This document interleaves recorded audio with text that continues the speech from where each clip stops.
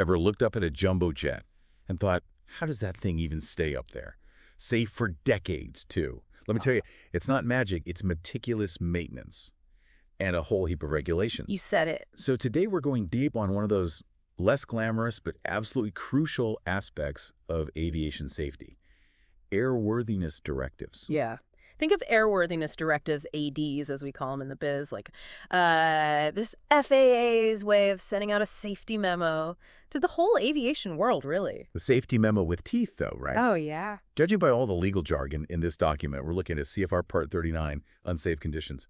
This is serious stuff. Yeah. So break it down for us. What exactly is an airworthiness directive, and why should we care? Okay, so an AD, it's a legally enforceable rule issued by the FAA to address, safety concerns in aircraft. And we're not just talking the plane itself either, but all the related components too. So engines, propellers, even things like appliances.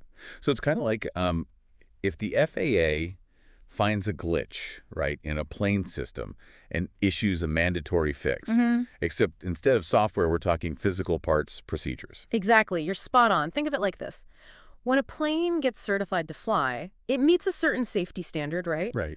But over time, new issues, they can crop up. Sure. Maybe a part wears down faster than expected. Maybe there's a design flaw that gets discovered.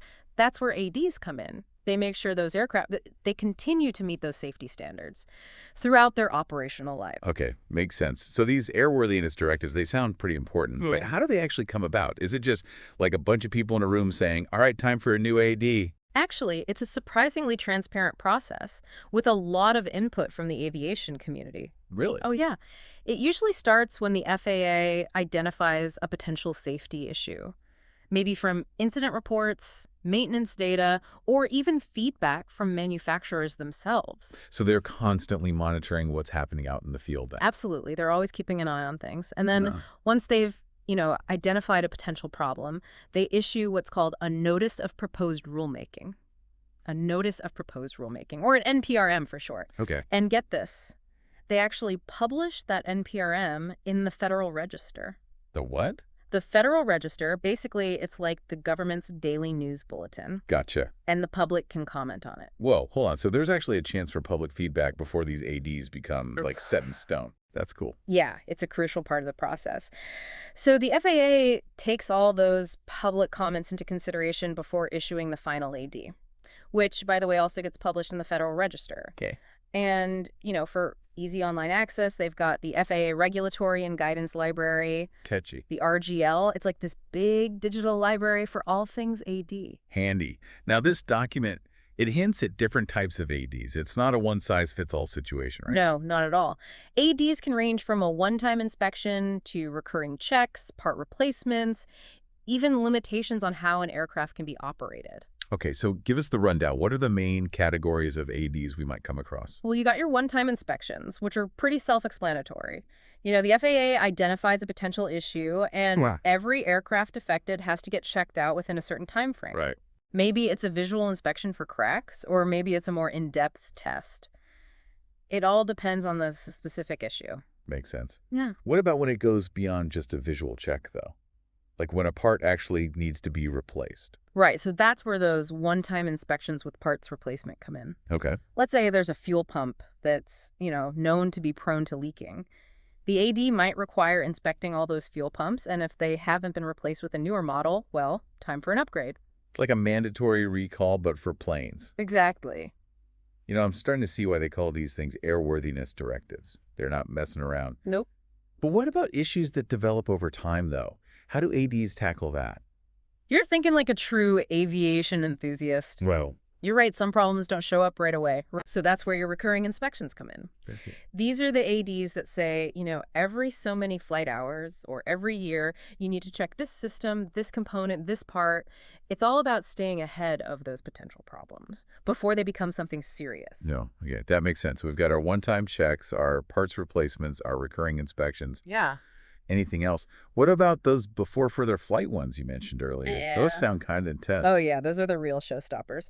A before flight AD means exactly what it says. That plane is grounded until that issue is addressed. Whoa. We're talking serious safety concerns here. Something that could potentially cause a catastrophic failure in flight. Yikes. So it's like the FAA hitting the big pause button saying, hold everything, this needs fixing now. Can you give us an example of when a before further flight AD might be issued?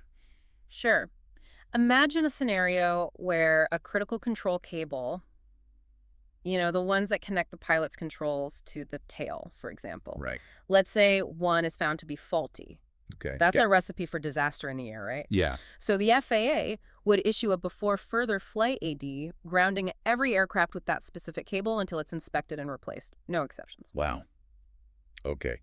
That's a pretty powerful illustration of how seriously the FAA takes safety. It's not just paperwork. It's about preventing, like, real-world disasters. Oh, absolutely. Okay. So let's say I'm a pilot, a mechanic, or even just someone who owns a plane. What's my responsibility when it comes to all these ADs? That's the million-dollar question, isn't it? Because ignorance is not a defense in the eyes of the FAA. So no pleading. I didn't know if you get caught with an expired AD. Huh. Not a chance. And here's the thing. While the aircraft owner is ultimately responsible for making sure those ADs are complied with, it's often the mechanics who are really on the front lines, right?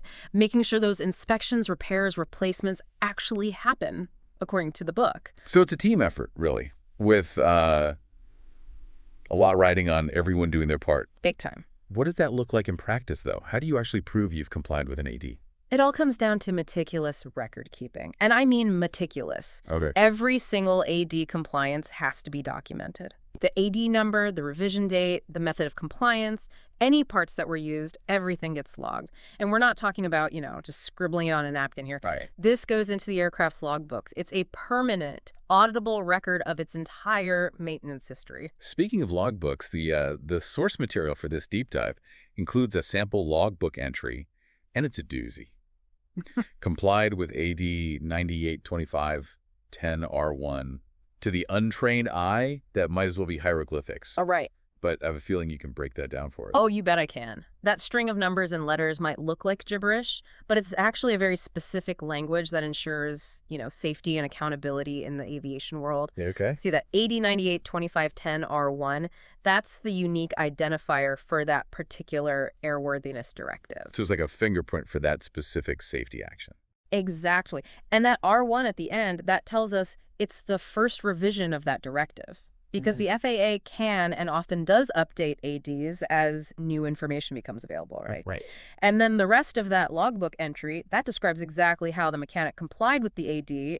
In this case, it looks like they did a visual inspection of the seatbelt buckles. So every little detail matters. It's all about traceability, knowing exactly what work has been done, when it was done, and who did it. You got it. And this meticulous record keeping, it's essential for a whole bunch of reasons. First, it proves that the work was actually done according to the AD's instructions, right? Right. Which is crucial for legal and safety reasons. I imagine it's also pretty helpful if you're, selling a plane. Yeah, for sure. The new owner knows exactly what's been taken care of, no hidden surprises. Exactly. It provides this historical record of the aircraft's maintenance, which is, really invaluable for tracking its safety and its value over time. Now, I hate to be a downer here, but this document does mention something about a legal framework and violating 39.7. Let's get real for a moment. What are the consequences of just, ignoring an AD? Are we talking a slap on the wrist or something a bit more serious? Let's just say you do not want to be on the wrong side of an AD. Okay. Remember those legally enforceable rules we were talking about? Yeah. Ignoring them can have some pretty hefty consequences. Like what? Give us the rundown. Well, for starters, you're looking at potential fines. And we're not talking about a parking ticket here. These fines can be substantial, especially for commercial operators. Okay. Then there's the possibility of legal action, especially if, ignoring an AD leads to an accident or an incident.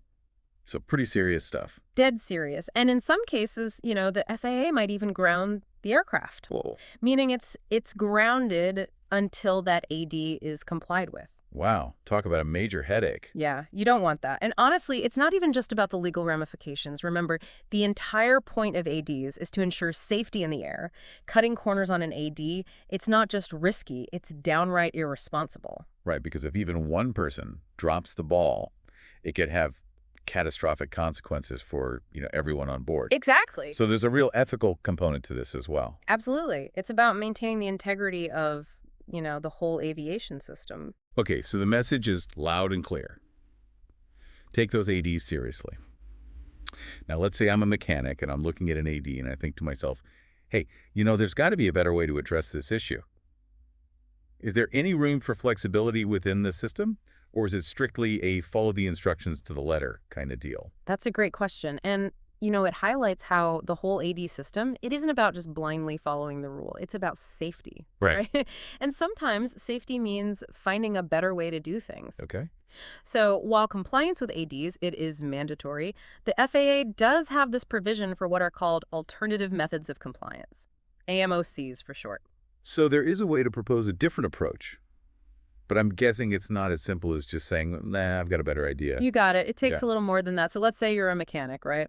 Okay. And you've developed this new repair technique Yeah. you think is safer, more efficient, or even just more practical than what's outlined in the AD. You can actually submit an AMOC proposal to the FAA for review. What does an AMOC proposal look like? Is it like a massive document, engineering diagrams, all that? It can be pretty detailed, for sure. The most important thing, though, is that it clearly shows how your alternative method achieves the same or even a higher level of safety as the original AD. Gotcha. So you need data, test results, engineering analysis, whatever it takes to really convince the FAA that your way is just as safe, if not safer. So it's not just about having, like, a bright idea. You gotta back it up with some serious evidence. Have you ever seen an AMOC that really impressed you? Like where someone came up with a truly innovative solution? Oh, absolutely. I remember this one case. It involved a particular type of aircraft window. Okay. The original AD, it required this really time-consuming, expensive inspection procedure to check for these, like, microscopic cracks. Wow. Yeah. Well, this one mechanic, really clever guy, he developed this whole new inspection method, used ultrasonic technology. Oh, wow. And it was faster, more accurate, and way cheaper than the old method. Nice. So he submitted his proposal, all the technical documentation, and the FAA approved it. Wow. And that new method, it became the industry standard, all thanks to one mechanic's ingenuity and the flexibility of that whole AMOC process. That's amazing. That's such a cool example of how, like, this system can actually encourage innovation in aviation safety. Exactly. It's a collaborative effort, everyone working together to make flying safer. And sometimes that means challenging how things have always been done and, finding a better way. We've covered a lot of ground here. From the origins of ADs to the nitty-gritty of logbook entries, it's clear these directives, as technical as they might seem, are really like the unsung heroes of aviation. They're quietly working behind the scenes, making sure every flight is as safe as possible. Couldn't agree more. And understanding how ADs work, it empowers everyone involved, pilots, mechanics, even passengers, to really appreciate that whole level of rigor, that dedication that goes into keeping those planes up in the air. Absolutely. And for our listeners who want to go even deeper into the world of airworthiness directives, maybe you want to see what an actual AD looks like, or learn how to decode those logbook entries. We'll have links to all the FAA resources we mentioned in the show notes for this episode. And as always, if you have questions about a specific AD, especially one that might apply to your aircraft, reach out to a qualified mechanic or contact the FAA directly. Couldn't have said it better myself. Fly safe, everyone.